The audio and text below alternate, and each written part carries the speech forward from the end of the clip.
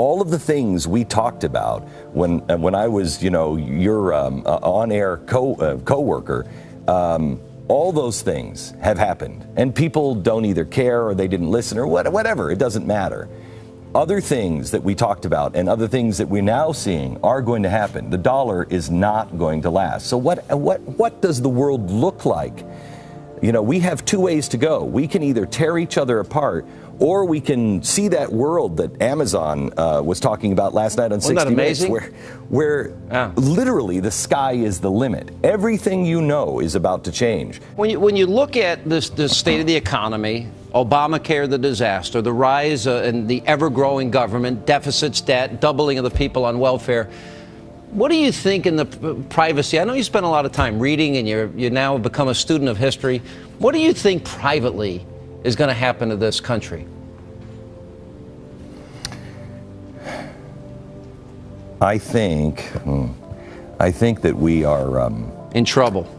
Yeah, and I think that we are in a situation that we will either rise to the occasion and be our best selves. I saw something that happened over the weekend, Sean, a poll that came out. I know you must have talked about it today. 70% of Americans don't trust each other. They think only 30% of this country you can trust.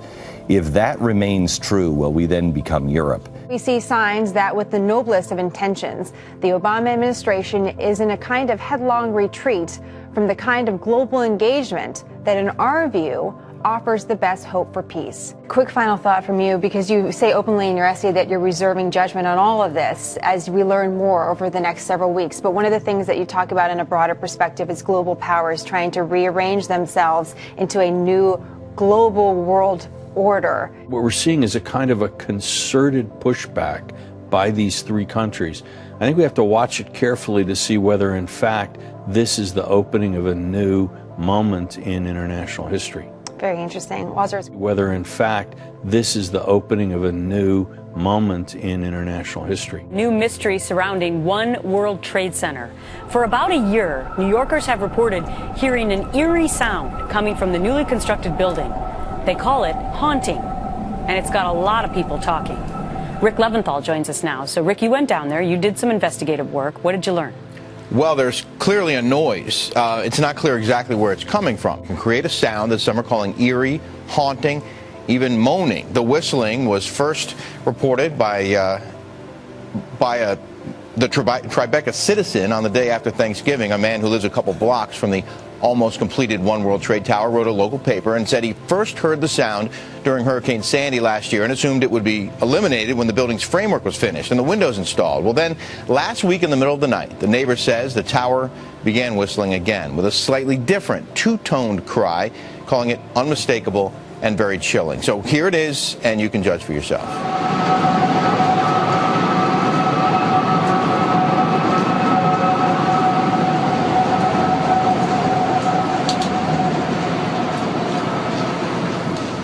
Like, one of them is the mechanical mismatch between humans and electronics, right? So electronics are boxy and rigid, humans are curvy and soft. That's a mechanical mismatch problem. Well, a researcher at the University of Illinois, his name is Dr. Rogers, what he did is he founded a company and they started making electronic tattoos. So I'm wearing one here on my arm. Do we have a camera to get a... This is a developmental system made by MC10, and it has an antenna and some sensors embedded in it. And what we plan to do is work with them to advance a tattoo that could be used for authentication. Now, it may be true that 10 to 20-year-olds don't want to wear a watch on their wrist, but you can be sure that they'll be far more interested in wearing an electronic tattoo, if only to piss off their parents. That's something that you wear, but you could also imagine including authentication in just your daily habits. So I take a vitamin every morning. What if I could take vitamin authentication? What? Vitamin authentication. Look, I have one right here. Well, here, I'll let you hold it. Would you like to hold it? I'll hold it. Okay. So this... You guys see it? This pill has a small chip inside of it with a switch. And they power it up, and the switch goes on and off. and it creates an 18-bit ECG-like signal in your body, and essentially your entire body becomes your authentication token. Yes, this is true. Okay? Okay, but... Okay, so wait. So it's really true. So what this means is that becomes my first superpower. I really want this superpower.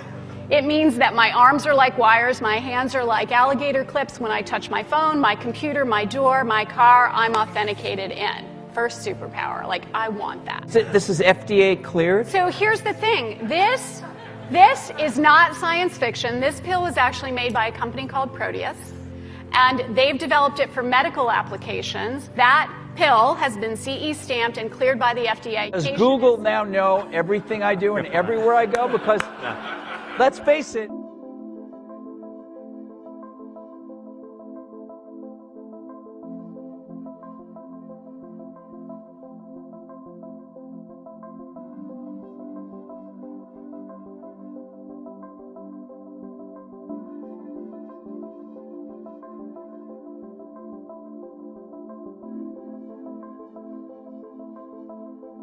If you have never heard of Bitcoin, you are probably not alone, but the online currency is gaining popularity around the world, and now in Eastern Kentucky. WIMT's Brittany Nada looked into the cyber money to try and answer some questions about how it works. City commissioners in Vico recently passed a measure to pay its police chief in Bitcoin. It may be a forward-thinking movement, but many of you probably do not understand how it works. Bitcoin is a new currency traded against the dollar, yen, euro, and every other currency around the world.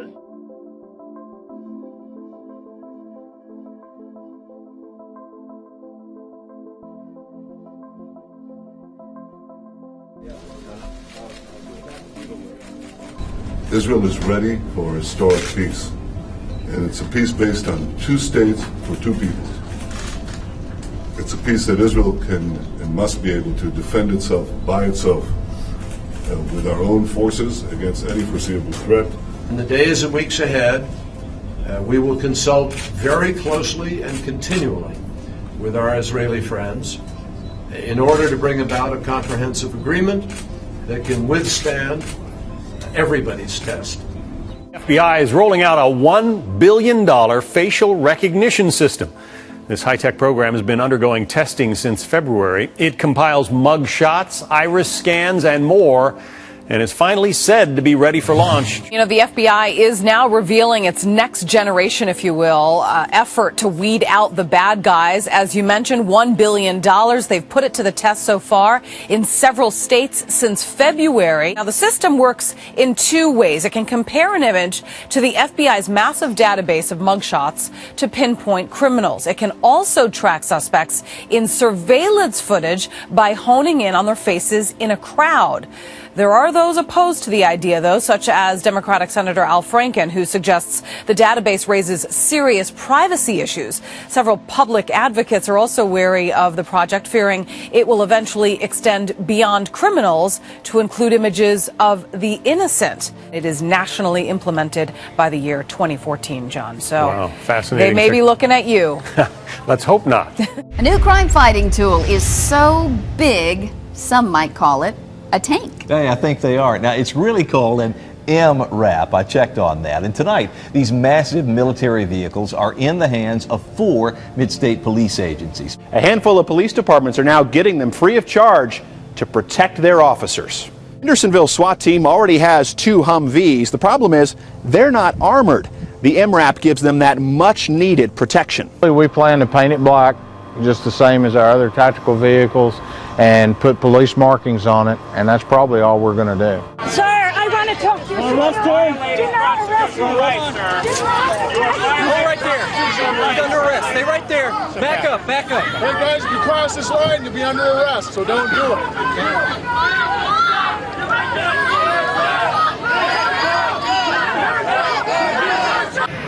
Amy, we're going to get you out of here very soon. Yes, we have. This was, Amy, a reporter being arrested by police who were dressed like stormtroopers out of a Steven Spielberg movie.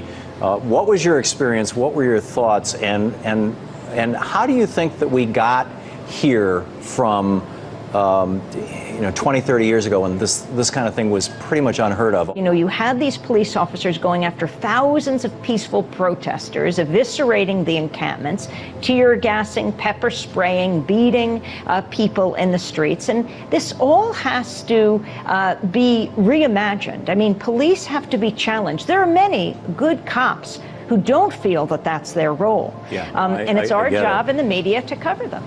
I think so, and Matthew, I'm curious. In the minute we have left, at what point in time did America start militarizing our police, and why? Well, I don't think there's going to be anyone who can point to a specific minute, but I think a lot of it has to do with the time the Dirty Harry movies. Well, I think a lot of it has to do with the fact that we started waging this crazy war on drugs that encourages the militarization of police.